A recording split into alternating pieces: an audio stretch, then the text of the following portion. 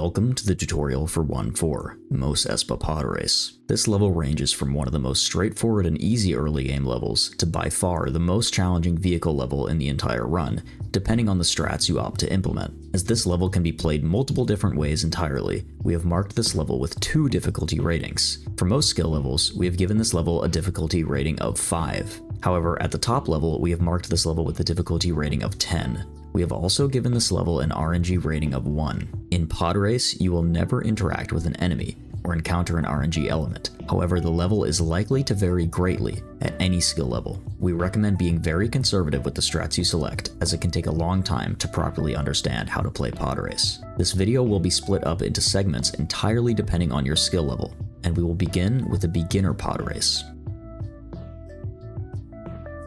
As lap 1 begins, start holding forward to accelerate. Moving forward at all times is essential, as your Podracer will slow down otherwise. The boost pads on the ground that you will pass over will also speed you up considerably. Be sure to avoid hitting this racer as you come around this corner. After you exit this mid-row, take this line inside the canyon, taking care to avoid hitting any rocks. As you come around this corner, prepare to perform the first major sequence break in the run, Pod Fraud. Pod Fraud is complicated, so we will break it down as simply as possible. In Podrace, completing a lap requires multiple parts. First, you start the lap by crossing the finish line. Next, you hit a checkpoint at the end of the canyon. And then finally, you hit the finish line again to progress to the next lap. With Pod Fraud, we can clip out of bounds with one of our players, hit the finish line with the other player, and begin lap 2, drop out, and stay out of bounds to zoom over to the mid-lap checkpoint before finally progressing to the next lap, essentially skipping lap 2 entirely. As you approach this rock, start moving to the left. If you are on controller, clipping out of bounds will be much more lenient than if you are on keyboard. On keyboard, you must aim for this left corner. On controller, anywhere against this rock will suffice. Hold forward with player 1 and call in player 2 to clip through the rock. Note that if you are not holding forward, you will likely not clip through the rock at all.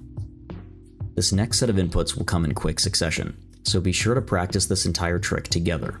As soon as player 2 clips through the rock, drop out player 1. This timing should be very quick, as leaving a gap between calling in and dropping out may cause the trick to fail. After dropping out, call player 1 back in. Note that the timing for calling back in is essential to get right, as attempting to call in too quickly will prevent player 1 from calling in at all, and calling in too late will mess with the camera necessary for the next part of the trick. On controller, you may use any button to call back in, but it is recommended that you use left on the D-pad to call in, and continue holding it after you do. If everything was done correctly, you should continue holding left until player 2 speeds to the finish line and hits the bid-row for lap 2. You may encounter a case which requires a backup, where player 2 does not clip around this rock and instead stays out of bounds. If you notice this happen, hold right on player 2 to bring them back in bounds. Be sure to keep your hand on the keyboard and watch out for this case, although it is relatively uncommon. Once the mid-row ends, drop out player 2. Although it is not essential, dropping out player 2 as quickly as possible is recommended. After dropping out, you should be dead. You will notice that when you respawn, you will have lots of speed, and it will gradually build up as you continue to die. The beginner strat is to press nothing and wait until your player gains enough speed to make it across to the other side of the track. It is important that you know where the mid-lap checkpoint is in case your camera aims you in a risky direction. The checkpoint is a line through this part of the track, and you must cross it from right to left in order to progress to the next lap. If your camera aims you to the left of this line, simply tap right on the D-pad very slightly to readjust. Once you have enough speed, zoom to the finish line to begin lap 3. On lap 3, take this line in the canyon to avoid hitting any rocks. Once you reach this spot again, perform the same trick exactly as you did on lap 1. Once again, be careful to move player 2 to the right if you do not clip around the rock. If done correctly, you should end the level. Note that lap 3 has a unique property where Cibola is actually racing you. If you take too long clipping through the wall, or have issues out of bounds by accident, you may lose the lap and be forced to restart it.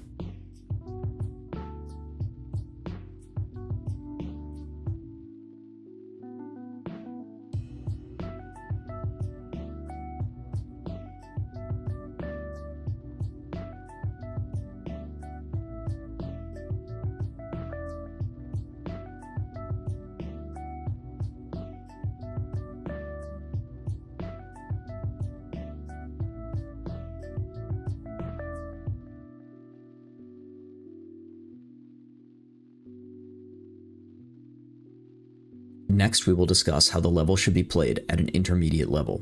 The only major difference in this strat will be the out-of-bounds movement during pod fraud. We can avoid taking so many deaths by aiming more directly at the checkpoint and hitting the finish line faster. Play lap 1 as normal up until the beginning of pod fraud, then perform the same movement by holding left with player 1 until player 2 hits the mid-row. Again, after the mid-row ends, drop out player 2 as quickly as possible. Next, aim player 1 around this area by softly tapping either the D-pad or control stick. This strat is known as 2-death, because player 1 will take 2 extra deaths after the mid-row ends, before using player 2 to hit the mid-lap checkpoint. Once lined up correctly, wait until player 1 is about to reach the canyon and call in player 2. This will give player 2 a small height boost, allowing them to cross when player 1 dies. Wait until you are sure player 2 has crossed this checkpoint, and drop out. As soon as you drop player 2 out, hold right on the D-pad with player 1 to aim at the finish line and proceed to lap 3. The rest of the level is played identically to the beginner strat.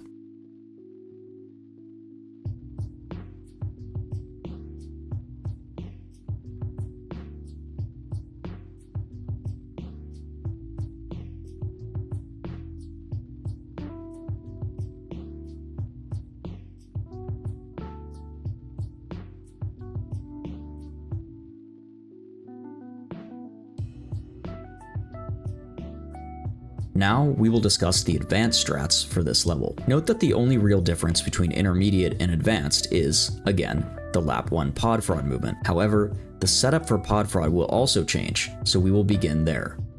As soon as you clip through the wall, call player 1 back in by holding left on the D-pad. Watch player 1 closely, and as soon as you notice player 1 break out of the spline that's forcing him to face forward, transition to holding down on the D-pad like so. A consistent way to ensure the setup works properly is moving quickly from left to down left to finally down. Next, be sure to let go of down once you see player 1 move off screen. There are many fail states with this movement, and one of the most common ones is holding down for the wrong amount of time.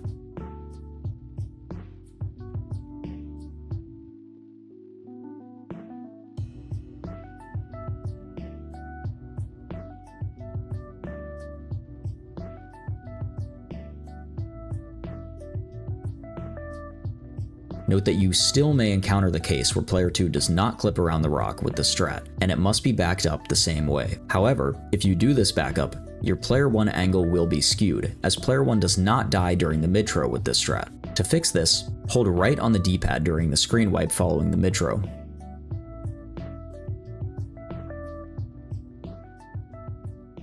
Once the mid-row ends, be sure to drop out player 2 immediately. Player 1 is still alive, so you will need to adjust his angle before he dies. This strat is known as 0-death, as you will take no extra deaths between the adjustment and the checkpoint hit. Tap right softly with either the D-pad or the control stick to slowly readjust your angle to the right. If you move right too quickly, drastically, or early, you may not have enough speed to make it across to the other side. Line up around here, and be sure you are not too far left. If you are, you may have to make a last-second adjustment while speeding across to the other side. In fact, this is very common, so be sure to practice this case often. Call in player 2 before you reach the other side, and make sure they pass the spline in order to hit the checkpoint. Drop out and hold right on the D-pad with player 1 to hit the finish line and progress to lap 3. Again, the rest of the level is played identically to the beginner strat.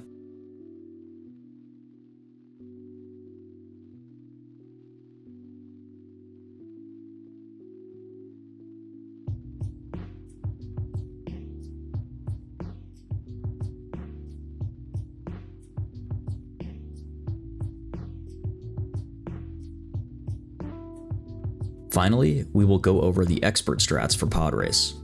Note that this is one of, if not the hardest tricks in the entire run. This section is not recommended at all for most runners, and only worth learning at a very, very high level. At this difficulty level, we can build enough speed by clipping out of bounds at the very start of the lap to skip driving through the canyon entirely, saving almost a full minute across both laps 1 and 3. This trick is very complicated due to the way out of bounds collision in this level works. After clipping out of bounds, we need to gain enough height to cross a spline and have free control of our angle out of bounds. Failing to cross this area will result in getting stuck in either an infinite loop or being pulled back in bounds. This trick, being one of the toughest in the entire run, is fittingly named God Fraud.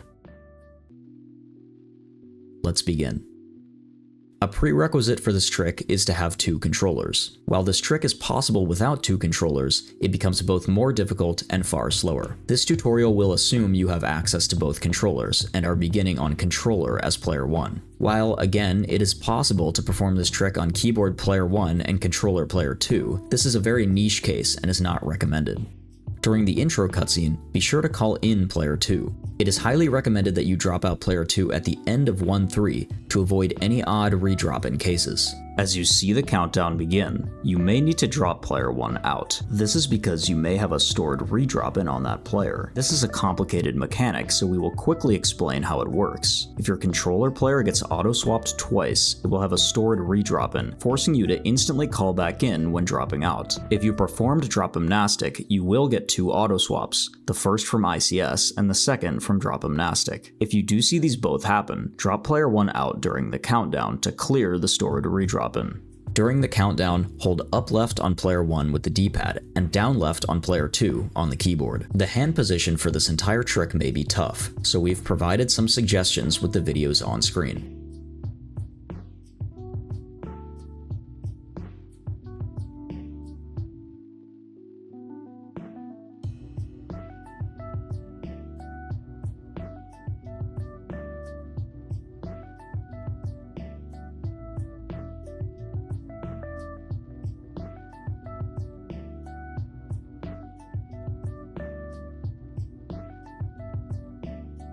In order to clip out of bounds, we will use a trick where a player gets dropped out and called back in while trying to path back to the other player. It may sound complex, but in practice is rather straightforward to perform. Pay attention to player 1 as you approach this rock.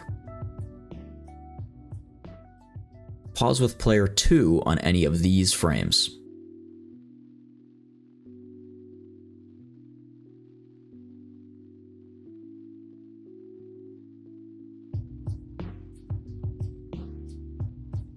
It may help to try to time this pause by watching when player 1 moves past the curved surface of the rock, like so.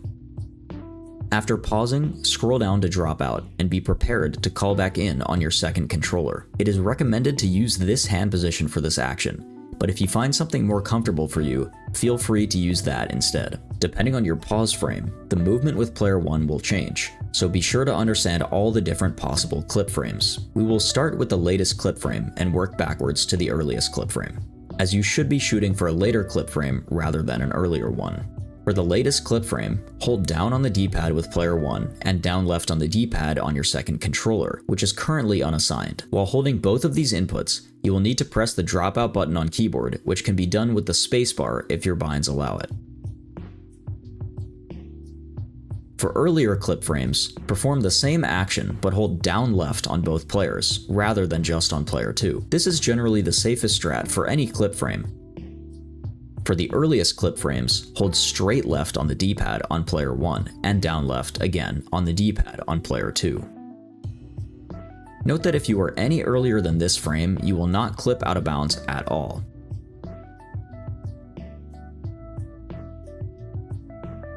As soon as you drop out, player 2 will be on controller as well, and should be out of bounds. The next part of the trick will involve timing a dropout on player 1 in order to give player 2 a height boost. The height boost works by trying to pop you in bounds when your player is lined up directly under the wall between in and out of bounds collision. This may not help in practice, but conceptually it is important to understand where you are actually aiming. There is no perfectly consistent visual cue to determine when to drop out in order to get a proper height boost. This is because there is a variety of situations you can encounter depending on which clip frame you end up getting. Try to drop out when player 2 is lined up slightly to the left of the wall, angled like this. The input device switching following this may be confusing, so we will break it down simply. As As soon as you feel you are lined up in a spot for the height boost, pause on controller player 1. As you do this, stop holding anything on player 2. Drop player 1 out and give player 2 time to hit the height boost floor. The lower you are, the more height you will get, and the closer to the wall you are, the more height you will get. This is an example of a normal height boost. This is an example of a maximum height boost.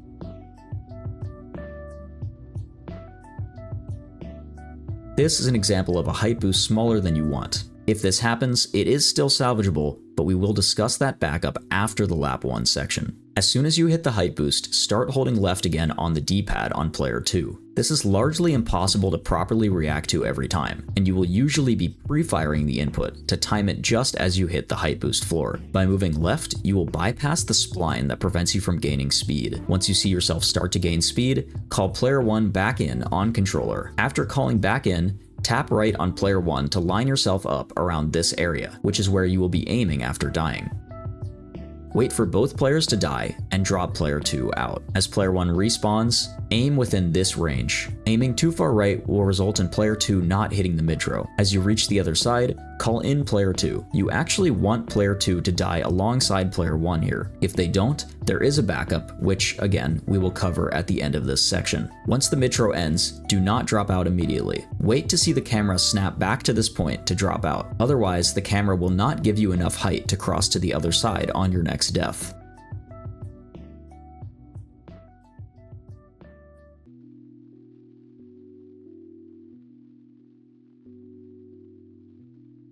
After dropping out, aim for this part of the canyon. If you aim too far left, you may have too much speed and go past the clip spot.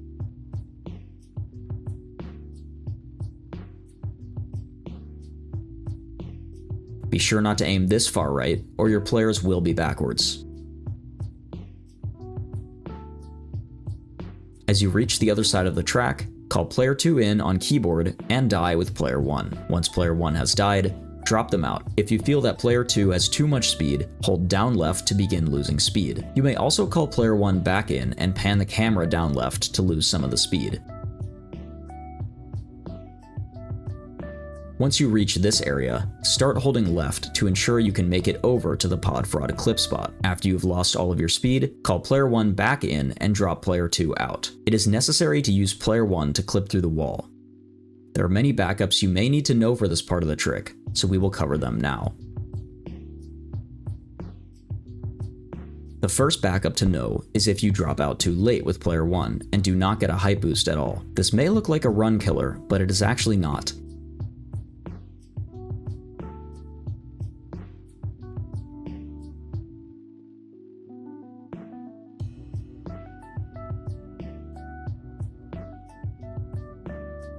Another issue you may face is the opposite, where you get far too little height. This typically happens because you dropped out too early. If this happens, you will notice your players get pulled back toward the track as they zoom out of bounds. Because of this, you may struggle to cross to the other side properly. The safest backup for this is to take an entire extra death, and then call in to hit the mid-row on the other side, leaving player 2 inbounds without dying at all. If this does happen, wait for player 1 to respawn and drop player 2 out immediately, then proceed as normal.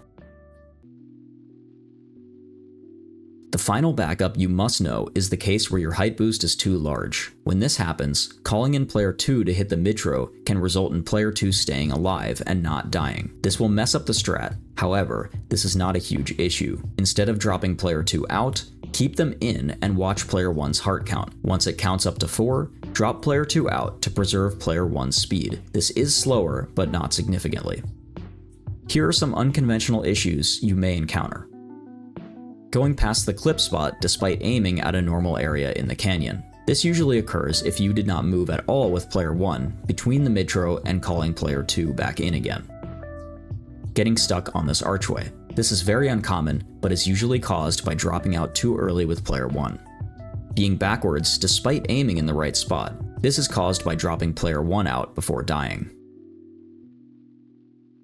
BrickBench will be essential to practice Lap 3 God Fraud in Pod Race. Select Set to Pod Race Lap 3 under the Map Options tab. Once the race has started, you can press Load Map to begin the third lap at any time. As you complete 0 death, you will need to call player 2 in on controller before lap 3 starts to perform God Fraud there. This can be done just before you hit the checkpoint or during the very short mid-tro before the lap begins. You will need as much time as possible during this mid-tro to find the proper angle on your second controller. This angle is very tight, to a precision of around 1 degree. The reason this angle is necessary is because you must be holding a minimum amount of down on the control stick in order for your pod racer to decelerate. The further down you hold on the control stick, the less left movement you will get, and this trick requires moving player 2 as far left as possible. Try to aim your control stick with this angle to be both safe and accurate. While you do this, hold left on the D-pad on player 1. Here are some options for hand positions during this relatively awkward part of the trick.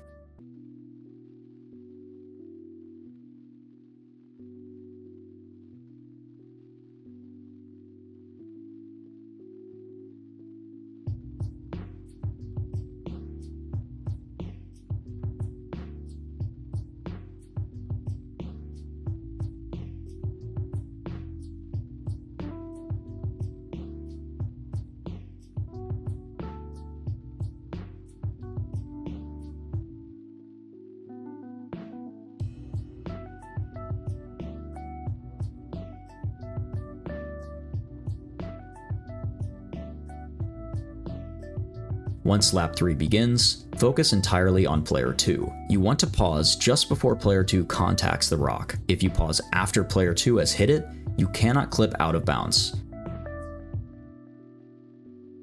Here are some examples of proper pause timings.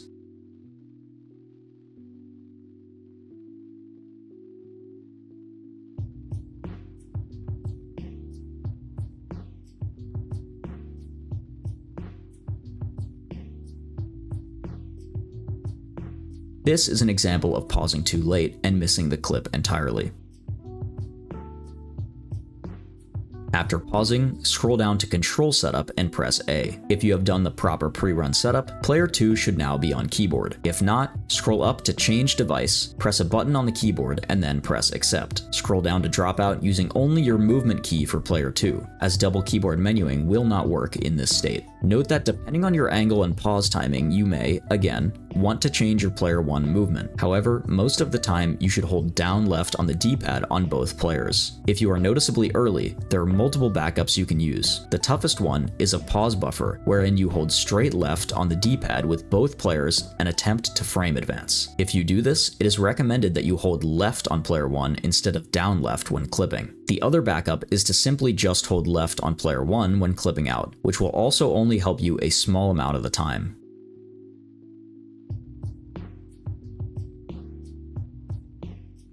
Press dropout, and your player 2 will once again be swapped to controller. This height boost will differ from lap 1 in timing, due to your camera and positioning, but conceptually works the same. Your camera should actually be more consistent here than on lap 1, so you can aim to drop out around this frame for a good height boost.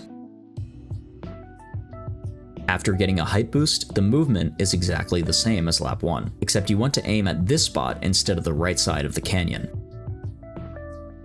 Take 1 death to build speed and line up a proper angle. Then, as you reach the other side, call in player 2 and, once again, don't drop out player 1. Instead, watch player 1's heart count build up, and when it reaches 2 or 3, hold directly right on player 2. You will likely notice player 2 gets stuck on some collision towards the end of the canyon, which will cause player 1 to zoom to the end of the lap. However, if that does not happen, simply drop player 2 out after reacting to it, preserving player 1's speed. If you do this, remember to call back in during the end cutscene of Pod Race, so you can begin Theed with both players dropped in. There are only 2 odd cases to cover on lap 3. The first is if you get a maximum height boost. If this happens, you may actually skip a death entirely and just drop player 2 in once you cross the finish line the first time. However, this is obviously risky and only recommended if you are sure your height boost is very, very high. If you don't do this, you may accidentally pop in bounds with player 1 when doing the normal strat, which loses quite a lot of time.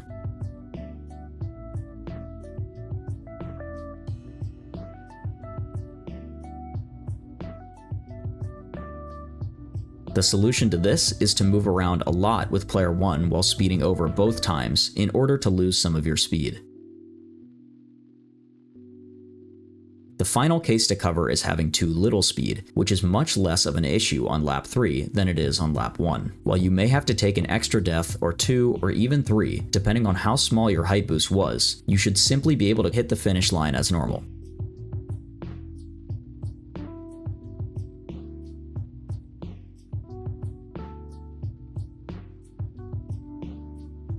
Note that God Fraud will take many hours to perfect and nail down, so don't worry if you can't figure everything out immediately. This concludes the pod race tutorial.